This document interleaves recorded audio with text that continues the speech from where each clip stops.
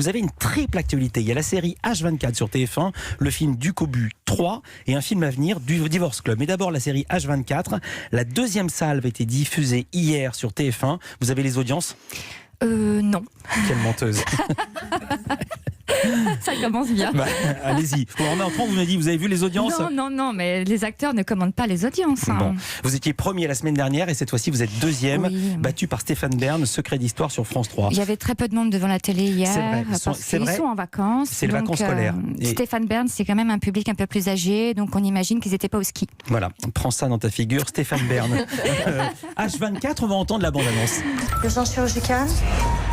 2 blessés, trauma crânien avec perte de connaissance. Réservez un bloc. Vous allez pouvoir le sauver ? H24, votre nouvelle série inédite sur TF1. Alors je vous préviens, aujourd'hui c'est une spéciale bande-annonce avec vous parce qu'il y en a des choses et des projets.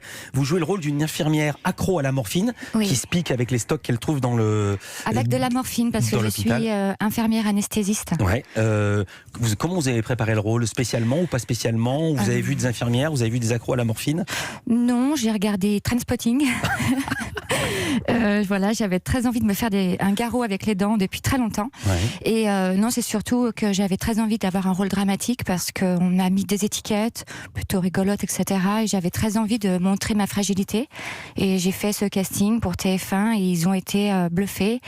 Et donc, j'étais très contente de faire ce personnage. Alors, je précise que vous avez révélé que vous aviez peur des piqûres et que vous détestiez les hôpitaux. Comment ça s'est passé alors pendant le tournage ?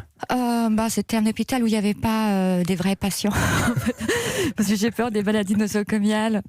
Heureusement avec le coronavirus, heureusement que c'était pas un vrai hôpital. Ah bon, parce qu'en plus vous êtes hypochondriaque ? Un peu, ouais. Un peu, c'est un euphémisme. Vous avez dit que c'était la première fois, j'arrive pas à le croire, j'ai pas vu tous vos films, que vous pleuriez devant une caméra. Non. Non, mais après j'ai eu des pleurs. Non, c'est vrai que vous l'avez dit, mais après j'ai eu des pleurs de comédie. Ouais. C'est pas la même. Voilà, là je me suis vraiment mis en souffrance parce que j'avais tellement peur de ne pas être au niveau que je me suis moi-même mis en autodépression. C'est vrai. Et puis j'ai mon petit papa qui a eu un gros souci, qui a eu un début d'AVC, donc à chaque fois que j'ouvrais une porte, j'avais l'impression que mon père était derrière et je l'appelais tous les soirs pour lui dire que je l'aimais. Enfin, j'ai complètement déraillé, quoi. J'ai pris ce rôle en pleine face. Je pensais pas du tout qu'on pouvait tomber, en fait. Tu sais, des fois, on entend des acteurs qui disent « Oh oui, je me suis mis en danger pour ce rôle. Ouais. » Je dis « Oh, ça va, t'as pas opéré quelqu'un à cœur ouvert. Enfin, t'es que comédien, quoi. » Et en fait, si, on peut tomber, on peut glisser. 4 mois de chialade, je m'en suis remise, heureusement.